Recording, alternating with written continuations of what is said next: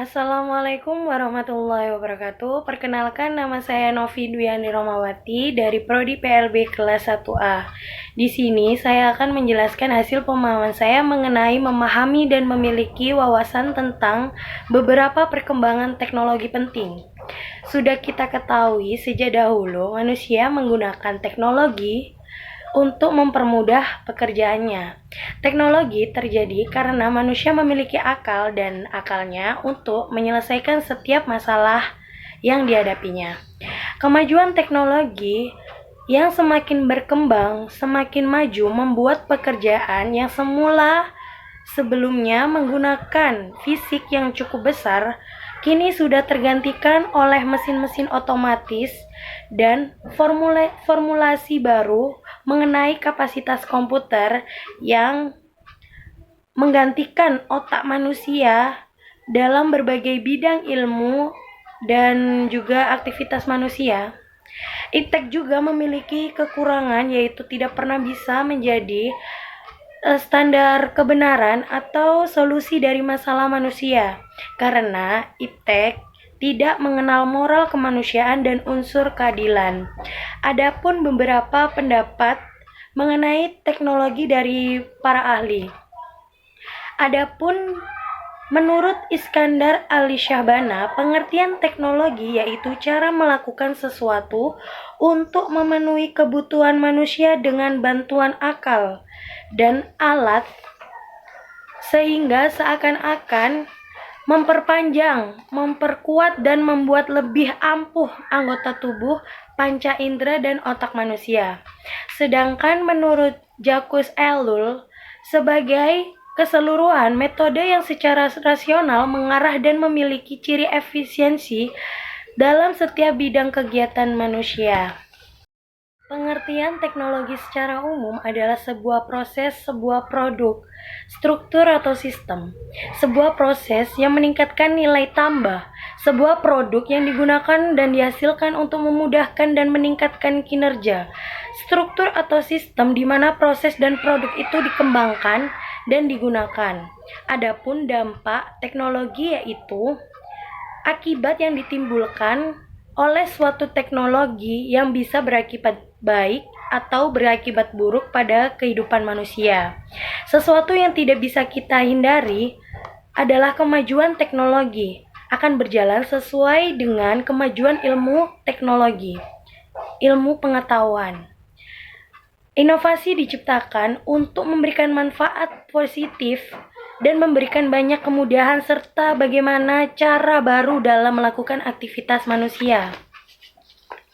Dengan teknologi, manusia semakin mudah dan cepat dalam memenuhi kebutuhannya. Namun di sisi lain, teknologi yang minim landasan nilai telah melahirkan banyak krisis. Berbagai krisis seperti krisis ekonomi, krisis kemanusiaan, krisis moral, krisis ketakwaan, lingkungan, dan berbagai krisis lainnya. Yang menjadi pertanyaan adalah, apakah kemajuan teknologi memberi dampak positif pada manusia atau justru menggiring manusia menuju kehancuran? Manusia memiliki dua peranan, yaitu manusia sebagai makhluk individu dan makhluk sosial. Sebagai individu, manusia memiliki sifat egois, ambisius, dan tidak pernah puas. Sedangkan dalam peranannya sebagai makhluk sosial, manusia dituntut untuk saling berbagi dan saling tolong-menolong. Dari kedua sifat tersebut muncullah teknologi dan berdampak ada positif dan negatif. Itu tadi mengenai teknologi. Adapun bioteknologi, pengertiannya yaitu sebagai cabang ilmu yang mempelajari pemanfaatan makhluk hidup seperti bakteri, fungsi, virus, dan lain-lain, maupun produk dari makhluk hidup, enzim, alkohol, dalam proses produksi untuk menghasilkan barang dan jasa. Adapun bioteknologi secara sederhana, contohnya bidang teknologi pangan adalah pembuatan bir, roti, keju, dan lain sebagainya. Adapun di bidang pertanian, pemuliaan tanaman untuk menghasilkan varietas-varietas baru. Di bidang medis, penemuan vaksin, antibiotik. Ciri utama bioteknologi adanya aben biologi berupa mikroorganisme, tumbuhan atau hewan. Adanya pendayagunaan secara teknologi dan industri. Produksi yang dihasilkan adalah hasil ekstraksi dan pemurnian.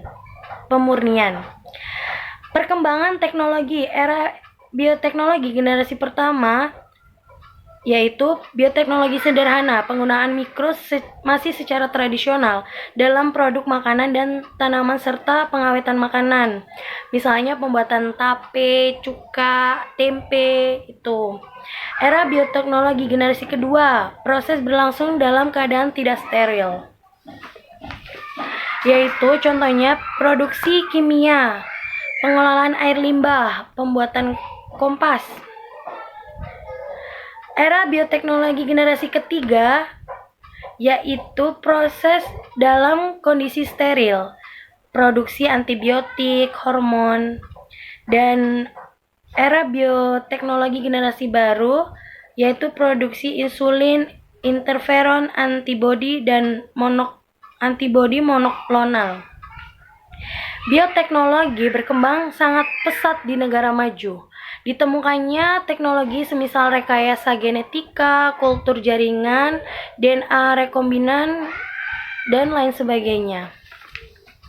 Adapun teknologi informasi, pengertian secara umum yaitu proses yang meningkatkan nilai tambah, digunakan dan dihasilkan untuk memudahkan dan meningkatkan kinerja, struktur atau sistem di mana proses dan produk itu dikembangkan dan digunakan. Adapun dampak positif dan negatifnya. Dampak positif, internet sebagai media komunikasi merupakan fungsi yang paling banyak digunakan oleh manusia. Kedua, memotivasi kemampuan siswa untuk bisa beradaptasi dengan perkembangan teknologi informasi dan komunikasi sehingga dapat menjalin aktivitas kehidupan sehari-hari secara mandiri dan lebih percaya diri. Adapun teknologi kearifan lokal, pengertian kearifan lokal dilihat dari Kamus Bahasa Inggris Indonesia terdiri dari dua kata yaitu kearifan wisdom dan lokal. Lokal berarti tempat dan wisdom sama dengan kebijaksanaan. Dengan kata lain, dapat dipahami sebagai gagasan-gagasan, nilai-nilai, pandangan setempat atau lokal yang bersifat bijaksana, penuh kearifan, bernilai baik, dan tertanam dan diikuti oleh anggota masyarakat. Adapun secara filosofis, kearifan lokal dapat diartikan sebagai sistem pengetahuan masyarakat lokal atau pribumi yang bersifat empirik dan pragmatis. Bersifat empirik karena hasil olahan masyarakat secara lokal berangkat dari fakta-fakta yang terjadi di sekeliling kehidupan mereka.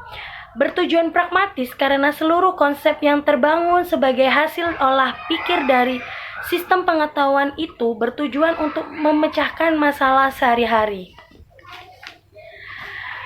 Adapun jenis-jenis kearifan lokal, tata kelola berkaitan dengan kemasyarakatan yang mengatur kelompok sosial, nilai-nilai adat, nilai yang dikembangkan oleh masyarakat tradisional untuk mengatur etika, tata cara dan prosedur bercocok tanam sesuai dengan waktunya untuk melestarikan alam, pemilihan tempat dan ruang.